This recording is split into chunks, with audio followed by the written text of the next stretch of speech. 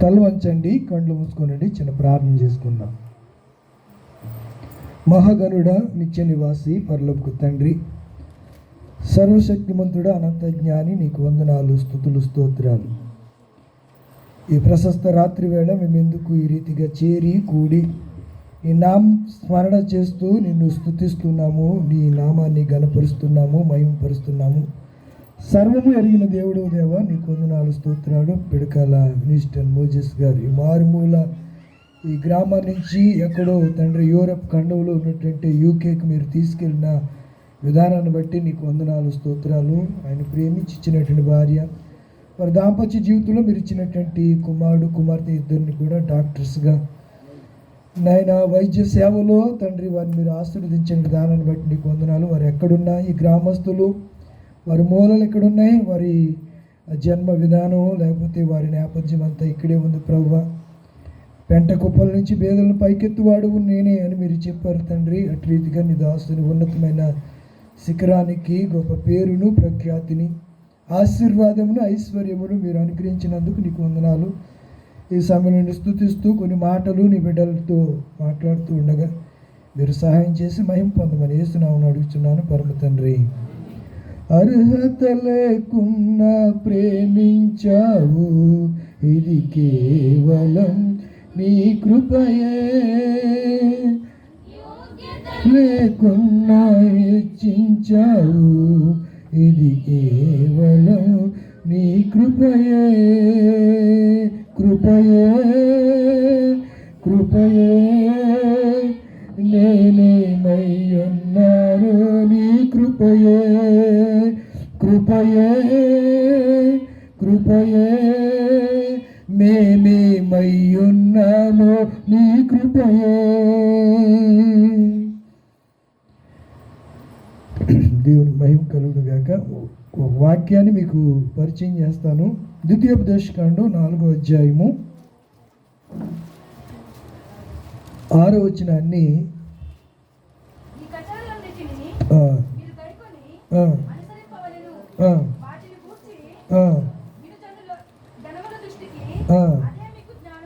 అదే మీకు జ్ఞానము,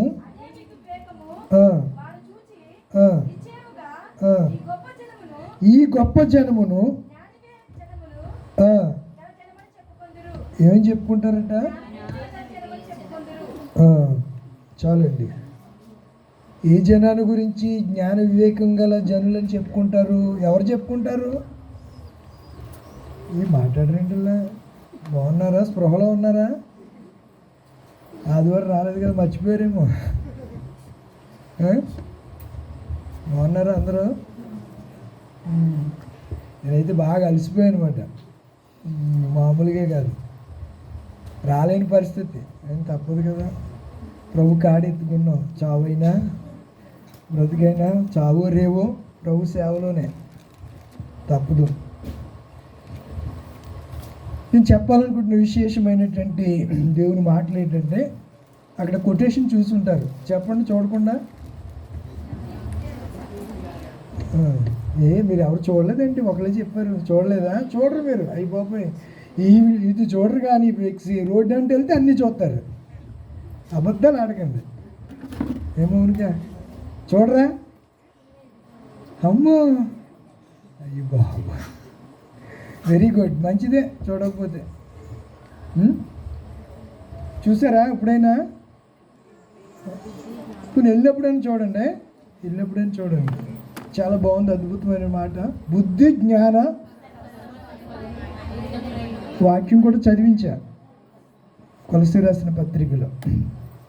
ద్వితీయోపదేశకాండంలో ఈ 4:6లో ఏమంటున్నాడు? జ్ఞాన వివేచన కలిగినటువంటి జనమని చెప్పుకుందరు. నాకు నిరంజన్ గారు అన్న తర్వాత ఈయన చెప్పారు కదా, ఆ క్లోజ్ ఫ్రెండ్. నాకు ఇంచుమించు ఒక 15-16 సంవత్సరాల నుంచి ఇద్దరు ఆయనతో చాలా ట్రావెల్, నాతో ఆయన ట్రావెల్ చేశాడు సంఘాల్లో. ఆయా మీటింగ్స్లో ఇద్దరం కలిసి దేవుని పని చేసిన సందర్భాలు ఉన్నాయి. ఆయన ఈ ఊరని చెప్పలేదు. తర్వాత నేను ఇక్కడికి వచ్చాక ఆ ఊరు మాదని చెప్పాడు ఆయన. ఎప్పుడు గొల్లమూడు మాదని ఎప్పుడు చెప్పలేదు. ఎప్పుడు చూసినా రాయలు తమ్ముడు రాయలు అనేవాడు తప్ప గొర్రెలమూడి అనలా. తర్వాత ఇక్కడికి వచ్చేటప్పటికి సడన్గా ఆయన ప్రత్యక్షమైతే అప్పుడు చెప్పాడు, మాది ఈ ఊరే, మేము ఇక్కడి నుంచే, మా నాన్న పేరు డేవిడ్ గారు, మా ఇల్లు పలానా చోట, ఇక్కడి నుంచి మేము డేవిడ్ గారు సరోజనమ్మ గారు మా అమ్మగారు ఇద్దరం కలిసి అక్కడికి వెళ్ళిపోయామని ఆ పిడకాల గురించి, వారి వంశాన్ని గురించి, వారు కలిగినటువంటి భయభక్తుల గురించి పూర్వము వారు చెప్పేశారు చాలా విషయాలు. ఆ దీనస్థితిలో, ఆ పేద స్థితిలో, అలాంటి పరిస్థితుల్లో దేవుడు క్రమక్రమముగా వారిని హెచ్చిస్తూ ఆశీర్వదిస్తూ ఈరోజు విదేశాల్లో ఉండడానికి దేవుడు కృప చూపించాడు. అదే వేలో ప్రియులు విన్స్టన్ మోజెస్ గారు వారు యూకేలో ఉండటానికి, వారి బిడ్డలు అక్కడే పుట్టడం, వారు అక్కడే గ్రాడ్యుయేట్ చేయటం, ఎంబీబీఎస్ పూర్తి చేయటం అన్నీ అక్కడే జరిగాయి. నాకు ఒక సందర్భం జ్ఞాపకం వస్తుంది. ఏసేపు తన ఇద్దరు పిల్లల్ని తీసుకొచ్చి,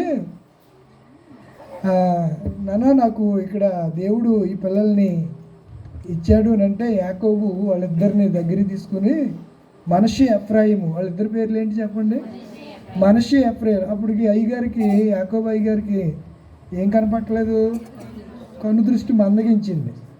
మనకి బాగానే ఉంది కదా. మా నాయనమ్మ 90 సంవత్సరాలు బతికింది, కలజోడు లేకుండా బైబిల్ చదివేది. నాకు 35 సంవత్సరాలకే కలజోడు పడింది. మరి ఏం చేయను? అర్థమవుతుందా? దేవుని కృప. 90 సంవత్సరాలు నిద్ర సంభాషణ ఏంటి, 35 సంవత్సరాలకి కలజోడు పడింది మాట. ఏంటి 35ఏనా? అదే నాకు అర్థమైంది. అయ్యి బాబోయ్, ఆడవాళ్ళు మటుకు వయసు చెప్పరులే. మగోడు జీతమును ఆడవాళ్ళ వయసు అడగకూడదంట. అడిగినా చెప్పరు మీరు. ఇప్పటికి ఇంకా నా వయసు 16 అన్నట్టుగా మాట్లాడతారు మీరు. ఆ దినాన్న వాళ్ళిద్దరూ అక్కడికి యాకోబు దగ్గరికి ఏసేపు తీసుకొచ్చి చెప్పిన మాట ఏంటనగా, బిడ్డల్ని ఇచ్చారంటే యాకోబు అంటాడు, వీరు నా పిల్లలే, వీళ్ళెవరు పరాదేశంలో పుట్టుండొచ్చు, యూకేలో ఉన్న వాళ్ళు ఎక్కడోళ్ళు, ఇక్కడోళ్ళు. ఆయన అదే చెప్పారు. ఈ గొర్రెలమూడికి వారి నేపథ్యం, వారి పూర్వీకులు ఉన్నటువంటి ప్రాంతం. అందుకే ఇజ్రాయేలీలు ఇప్పటికీ కూడా ఇజ్రాయేల్ దేశాన్ని యూదు జనాంగం ప్రేమించినట్లు ఈ ప్రపంచ దేశాల్లో ఏ దేశవాసులు కూడా అలాగే వారి దేశాన్ని మనం చెప్తామంతే, ప్రతిజ్ఞ చేస్తాం, భారతదేశం నా సహోదరులు, నేను నా దేశమును ప్రేమించి. ఉత్తిదే, ఇదంతా ఉత్తిదే. అలా ప్రేమించే జనం ఉందంటే వాళ్ళు యూదులు, ఇజ్రాయేలు జనాంగం. దాని గురించే మాట్లాడుతున్నాడు ద్వితీయోపదేశకాండంలో. అర్థమవుతుందా? అది నేపథ్యం. అర్థమైందా? మౌనిక, ఆ మౌనిక కాదు, చిన్న మౌనిక, నల్లి మౌనిక, ఎరిచర్ల మౌనికల పేర్లు ఎక్కువైపోయాయి. ఆ జనాన్ని గురించి మాట్లాడుతున్నాడు. ఏ జనం? వాళ్ళు ఎలాంటి వాళ్ళంట? జ్ఞాన. మరి మనకు లేదా? వాళ్ళకి ఆ జ్ఞానం ఎలా వచ్చింది? వారు అంత ఉన్నతంగా ఈరోజు 8 కోట్ల మంది ప్రజల్లో 1 కోటి మంది జనాభా కలిగినటువంటి యూద జాతి, ఇజ్రాయేల్ జనాంగం ప్రపంచాన్ని లీడ్ చేస్తున్నారు. వాళ్ళు ప్రపంచానికి తలమానికిగా ఉన్నారు. వారు మైండ్ సెట్ లేకపోతే వారి తెలివితేటలు ప్రపంచంలో ఎవ్వరికీ లేవు. ప్రపంచంలో 80 నోబెల్ ప్రైజులు పొందారు. నోబెల్ ప్రైజ్ అంటే బాగా ఉన్నతమైంది. భారతదేశంలో అత్యున్నతమైన అవార్డు ఏంటి?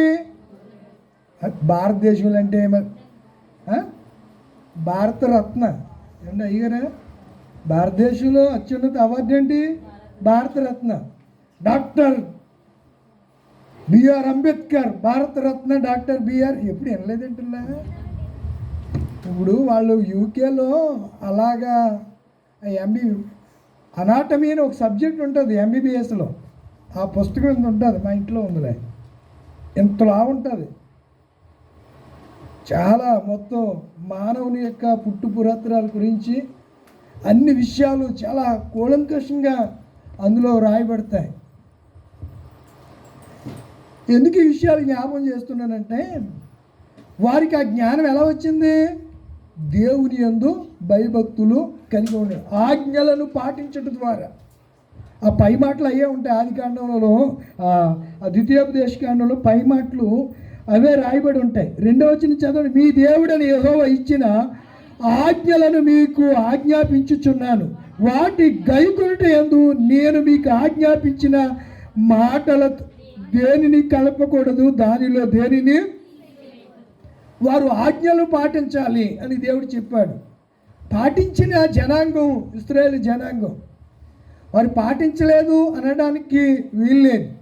చాలాసార్లు వారు దేవుని ఆజ్ఞలను అనుసరించే వారి జీవిత యాత్రలో ప్రయాణం చేస్తూ ఉన్నారు.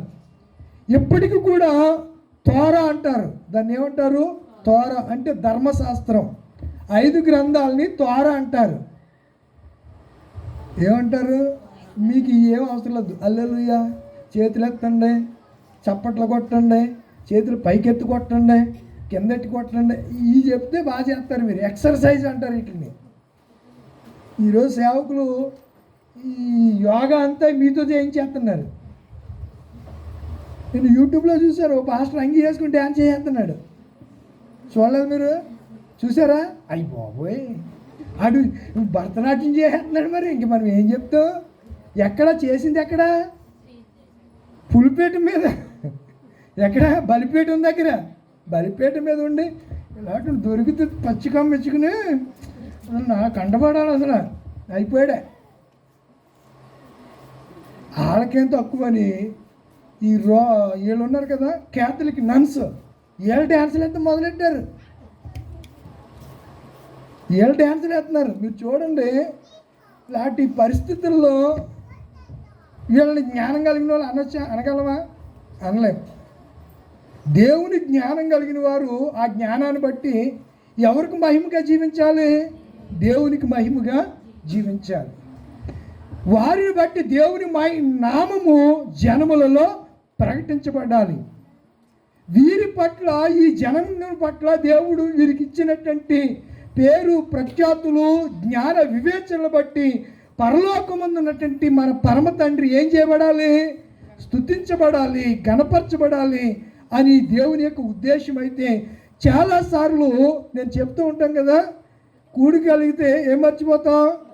అందుకే ఇశ్రాయేలు ప్రజలతో దేవుడు అంటాడు, నువ్వు ఏ గోతి నుండి తీయబడ్డావా గోతిని, ఏ రాతి నుండి తీయబడ్డావా రాతిని జ్ఞాపకం చేసుకో, మర్చిపోకు. ఇందాక లాజర్ గారు కూడా జ్ఞాపకం చేశారు. నువ్వు కనాను దేశానికి వెళ్ళాక, నీకు కట్టని ఎండ్లు ఇచ్చాక, తోట నాటబడిన తోటలు ఇచ్చిన తర్వాత, ఐగుప్తు దేశములో నువ్వు బానిసగా బ్రతికావు కదా, ఐగుప్తు దేశంలోంచి నిన్ను రప్పించిన నీ దేవుడైన యెహోవాను మరువకుండా జాగ్రత్త. నీవు చెప్పాలి. మనం జాగ్రత్త పడాలి. ఎవరిని మర్చిపోకుండా? దేవుని చాలాసార్లు మర్చిపోతూ ఉంటాం.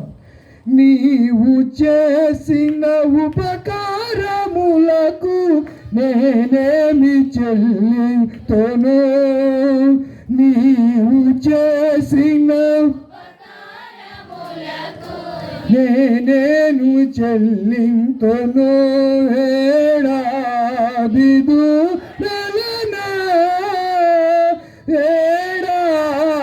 పొటేనా, ఏడాది దూడలనా, ఏడాది పొట్టేళ్ళనా. చాలండి. ఆయన చేసిన ఉపకారముల్లో దేనిని మరి ఎవరన్నారు? మీరు చెప్పకూడదండి జీవకుమారి గారు, మీరు చెప్పకూడదు. మా వాళ్ళు మీరు చెప్పేస్తే మా వాళ్ళు ఇంకా మీ మీద బేస్ అయిపోతారు వీళ్ళు. మరి మీరు చెప్పారు, వాళ్ళు చెప్పలేదు. మరి